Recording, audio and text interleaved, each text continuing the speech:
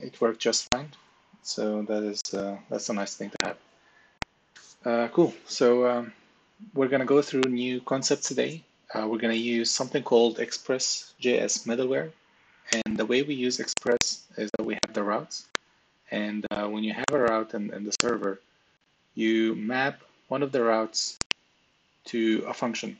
And this function calls database, and then you return the data from that. The idea of a middleware is calling something that gets called before the function that actually executes everything. And this function could just log the request, or it could authenticate the user and check that the header is correct and that its user is logged in. You can do a lot of things with that. So we're gonna go through this concept today. Another thing we're gonna go through is JSON Web Tokens, and JSON Web Token is, in a nutshell, it is a compact and self-contained way to securely transmit information. And in plain English, that would be it encrypts your JSON object, which will hold the user info, in a way that only the server can decrypt and know that that it is really the user. So this is the access token. So when the user logs in, we're going to send them a token, and this token will be appended to every request in the header, and we're going to verify that every request that comes from the client contains this token that the user got when he logged in, to make sure that whoever calls us is actually the user himself. And we're going to be the only ones to encrypt and decrypt this, and we're going to go through it as well. We're going to use something called bcrypt, which hashes passwords. And hashing a password is a way to convert the plain text password to another format, another safe format that we can save in the database, and then we would not have the plain password anymore. And whenever we want to compare the logged in password with the real one, we encrypt it again and see if they are the same. But we never actually save the password in plain text. And that's any library, they do the same. And the last thing is local storage, which I expect you already know about that, which is the local storage in the browser, where we can save the token when the user logs in, so we can get it whenever we want. So when the user logs in, we call the server, we get the login token, we save it in local storage. It's just one line, and then whenever we need it, we just get it again. So these are the new concepts, and we're gonna use new 4 libraries. We're gonna use JSON Web Token, and this is a Node.js library that works or implements the JSON Web Token standard. And then bcrypt is the library that's going to hash passwords for us. And Lodash is a JavaScript utility library. It does a lot of things. It can work with strings, can work with objects, arrays, and it is a really nice library. So you can use either underscore or Lodash. Both of them are really nice. My computer is dying already because of the recording and screen sharing, so bear with me. So you can check this if you're not using already. I recommend taking a look at it. We're going to use that in one place in the code. And then I used class names, and class names is a library to conditionally join class names together. So the idea here is I wanted to disable one of the A tags only when the user is not logged in. And to do that, I needed to add a class called disabled only if the user is not logged in. And if we're going to do this manually, we're going to have to play in the class names strings, and this makes it a little bit cleaner. So the usage is minimal, and this is totally optional. But it's a nice library to use and at least to know about. Cool. So how it's going to work in general. What is authentication, or what's the idea behind it? The main idea is when the user logs in, we're going to send the username and password to the server, and the server will verify that this username and password are correct, and this user is allowed to log in to this app. You could have your set of username and password saved in different providers. You could use Auth 0, which is one provider, or Firebase, which is a different one um, um, owned by Google, or you could save the passwords in your own database. To simplify things today and just to show the concept, we're going to save the password in the hard code, in the code itself, just hard coded, just to make it as simple as possible, but you can still just do a select query from a database and read them. It's going to be exactly the same, but we want to go just for the concept here. And of course, you can improve later if you want. And then once we verify that this username and password are correct, that they match, then we're going to create a JSON object with that email. And if the user, sorry about that. Anwar just joined us. So we're going to create an object with that email. Then we're going to create the access token out of it using JSON Web Token, and we're going to see how it works as well. And then we have a token, which is a long, weird-looking string that's encrypted from our server. We send it back to the client, and then the client is required to send this token with every request, because we're going to verify these requests from the server that they contain this token. And that's the whole authentication thing. So you send the token, and you require that the user sends it with every request in the header. The other thing in authorization from the client side is you can have a set of functionality that you hide some things from the user if he's not logged in. Of course, it's going to be secure from the server. So even if he calls them without the token, or the token is invalid, he's not going to be able to do them. We're going to return unauthorized. We're going to do that ourselves as well. But it would be nicer if the user cannot edit. We do not show the edit button, or the edit button will be disabled, just using CSS. He can still do things with the command line, but even if he does that, we're going to block him from the backend. So from the client, we're going to do a series of steps to change the behavior of the UI when the user logs in, and do the real security to protect our endpoints requesting users to be logged in. This is the basic authorization level. The extra level, or the next level, to have roles, and then with every request would have another middleware that checks that the user has a permission to do this certain has permission to call this certain request. But we're not going to go through this now, because there are a lot of libraries that can do that. We're going to just do the basic one, which is if you're logged in, you can add, edit, or delete. If not, you can only get or list. Cool. Let's get started. But before I get started, I need a code to get started with. So I use the group 2 code, and I have it running on a different screen. And I tested everything before this call, and I have the whole thing running on another project. And I will share the thing with you at the end of the call. But I'm going to start with a fresh project. I just cloned the code again, and I'm going to go through every step from the beginning. So you guys, if you have any questions, you can just interrupt me, please, and ask your questions. So we go through them from step 0 until we have everything in place. At least every concept we're going to cover it. Cool. So the first step we need is to have a login page. So that should be fairly easy, and will give us the feeling that we're actually doing something. So I will be cheating here a little bit, because I already wrote that. So let's go to source client. Oh yeah, so the code you see now is the fresh code from group 2. And I'm using that because when I started, they were next to me, so I just asked them to send me their code. But we can do the same in a fresh project.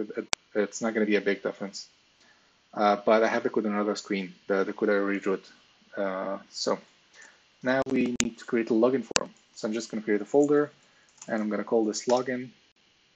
And I'm going to create a component.js, and I'm not going to pull you, and I don't want to copy the whole thing. Okay, let me see, what can I, so on submit, let me remove that.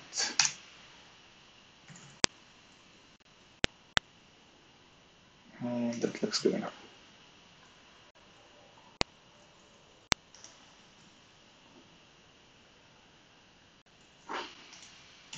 So this is a basic version of the login. You guys are already familiar with this. It's a basic component. We have the user, email, and password as empty state, and on field change, we get the name and the value, and we set them on the state again. That's exactly what we did in the forms before, so no tricks here. The only thing that's going to be extra is in the submit. This is where we get the token. So we're just going to add a to-do here for now. And in the render, we have two text boxes or two inputs, one for email and one for password. And on submit, it's going to submit. No crazy things. We're going to create an index.js. If you guys have any questions, please interrupt me, and I would appreciate like every 5 minutes or so someone interrupting and saying, yeah, that you are still in the call and you can hear me well, so I know that you guys are not falling behind. Can you hear me well?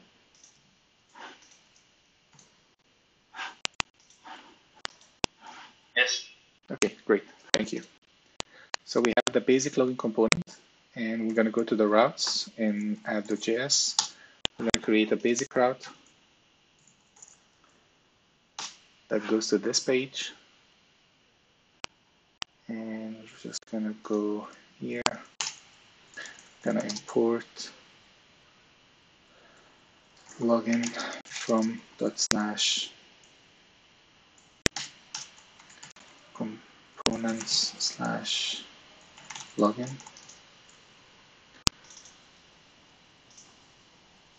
I apologize for the slowness of my computer. I'm going to add another route here. Just going to copy that.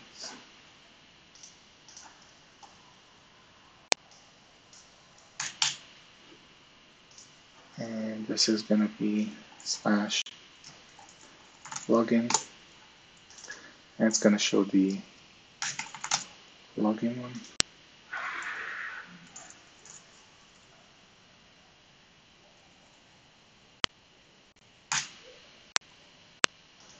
And let's hope that works. And of course we need the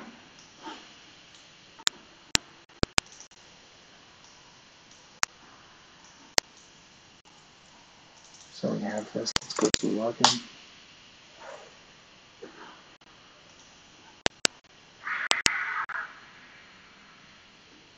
And we have the login.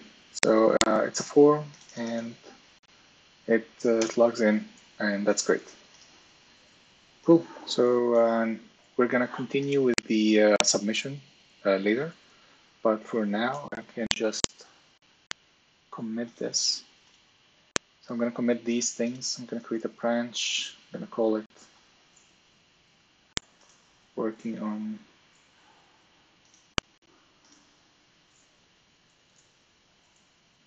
the code. Okay.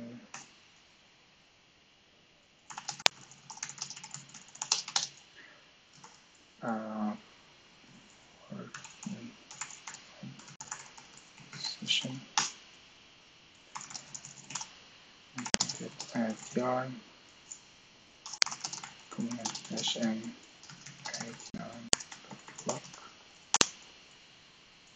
Get add auth readme. Commit -m add auth readme 20. Add DB, the DB folder, I created that for myself to start the database in Docker. You don't have to use that, you already have it in localhost. But for me, I don't have it in localhost, so I had to write in Docker. DB folder to start in Docker. And I changed the commit -m, change username in database URL. And here I have the component. So I'm going to say Okay, we can add one last thing. We're going to go to the header and actually show the login in the home page.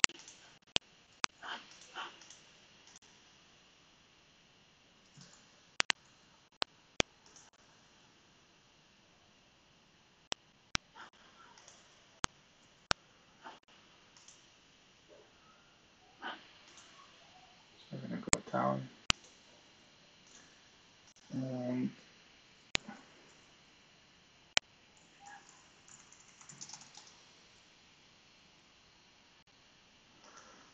slow.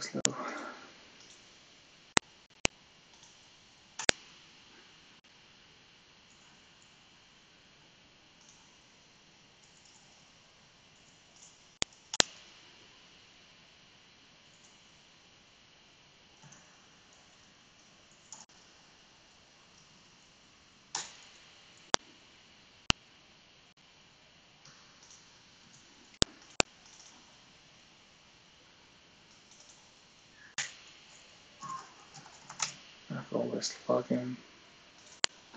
And we don't need the icon network, and the link will be to login. And if we go to the page, we should see a login button here when the page finishes loading. And this is going to be one of the main steps to have a login, to have the authorization in place. I'm not going to care much about styling. You guys are way better than me in styling, so you can take care of that after the class. So we have the home page, and if we go to login, it gets us to login. So now we can commit this as a whole change. I'm going to say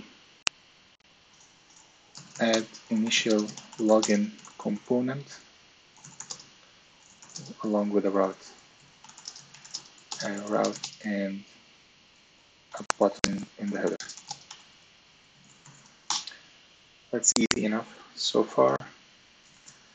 Okay, what was the next step? Auth, leave me, check the file.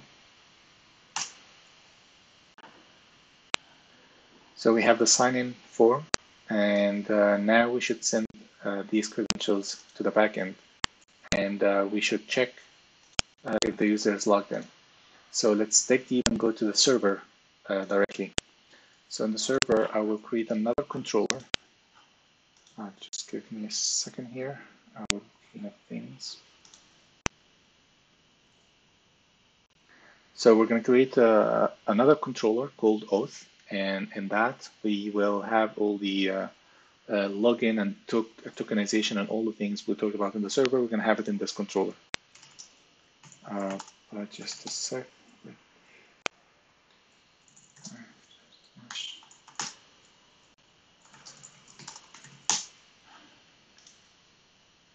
Okay, great. And so let's create another controller, call it auth.js.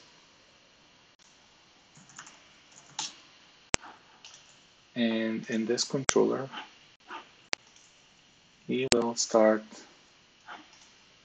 with the username and password. We're just going to say email, const email equals, we came up with hest@hackyfuture.com.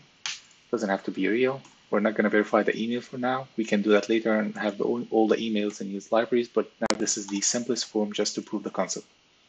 And we're going to say there's a password, and we're going to call this password echo. We can work with the password and check that the password is going to be sent from the front end in the form is the same as this, as plain password, but I think this is not the best idea. So here we're going to introduce the pcrypt, and the pcrypt is a library that hashes the password, and it's really easy to use.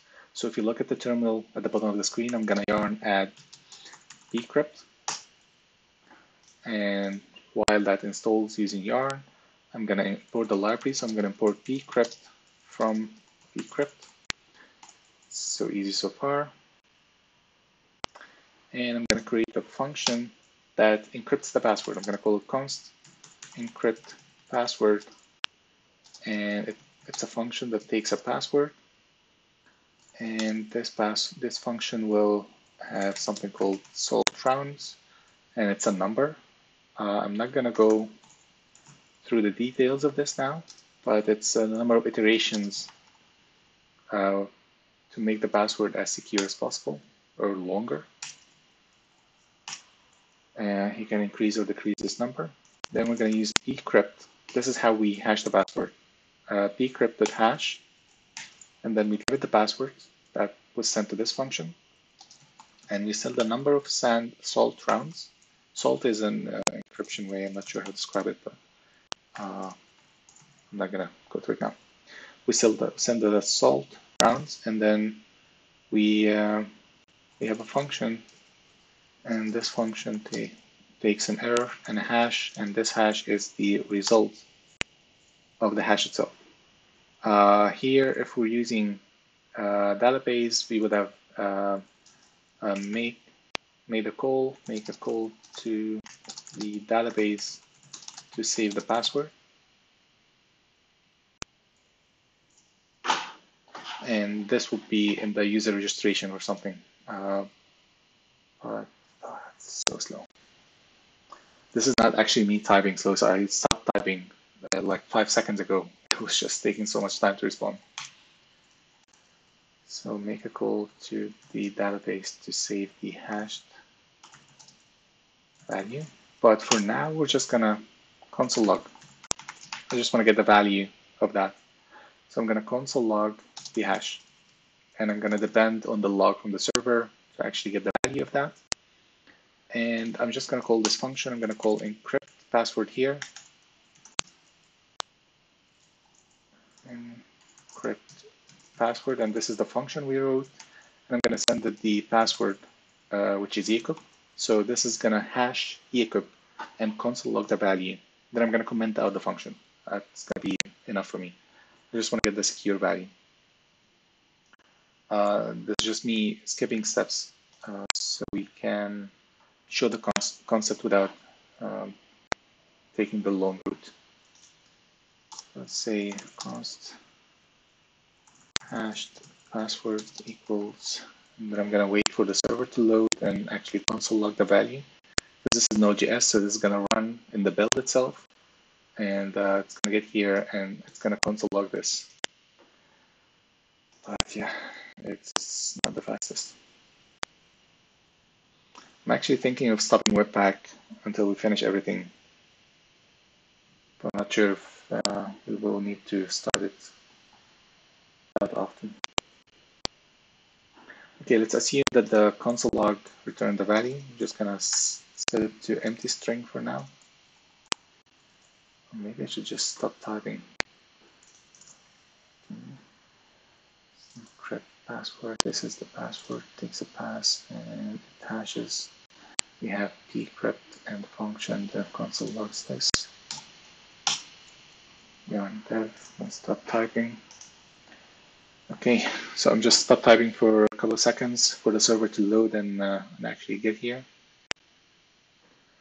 And we can discuss the next step from now. So once we have this this hashed password, which we will not need to do in a manual way later on, we will write some functions to compare the values that are going to be sent from the front end with the values that we have here.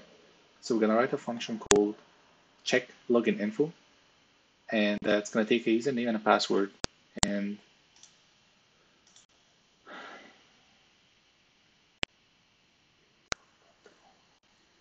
so auth is not called, that's the reason. Yeah, it's going to take the username and password and check if they are the same as the ones we have.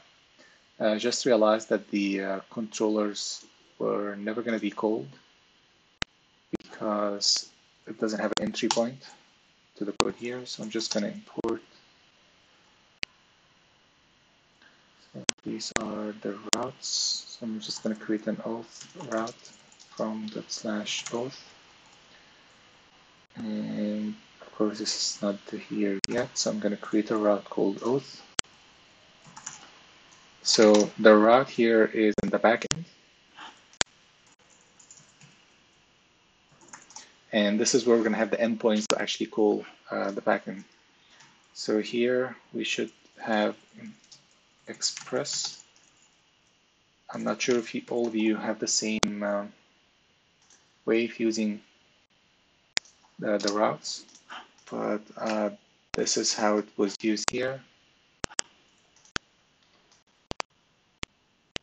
So I'm just going to create a router. Okay, I'm going to copy the code a little before to save some time. So we're going to have express, and from the controller we have here, we're going to create a function called login, and this function is the one that's going to generate the token for us, and it will return it in the response. And here we're going to only need one route to be exposed to the client, which is called login. And we need to attach it to the routes. So it's going to be under the name, so router.use under the name Auth, and Auth route. If it's different than the way you use it, we just need another endpoint.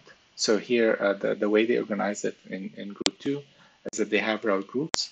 So everything is under API, and then you have different routes. So every one of these is under /API. So this is /API/internships. We just added /API/auth, and it goes to this route. And this route is a very simple file that includes only one endpoint in it, which is login. And this login will call a method that we're going to write here in the controllers, which is called login as well. And yeah, we can start doing that.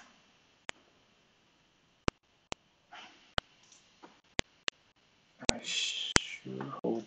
Okay, so export const login equals these methods. They take request and response. I guess you guys already did this before. And we're just, for now, we're going to return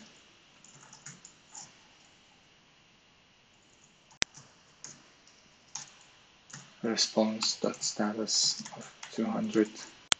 Let's send success true. Just to make it work. I know it's not working yet, but I just want to export it so that the code actually loads. So now we have a route. The route calls a login method that gets exported from controllers. We don't have the code yet, so I'm just writing the basic info. So router that use here in the index. So we exported the login, and in the routes we imported it, and now it's a post value. Required router to use auth route from auth.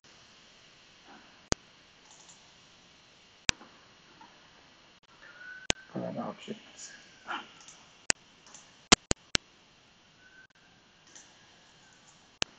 So, okay, just give me a second.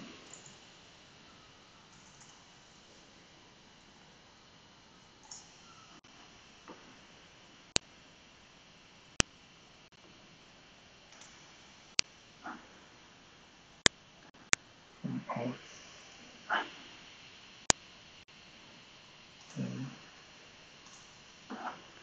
Putting the route.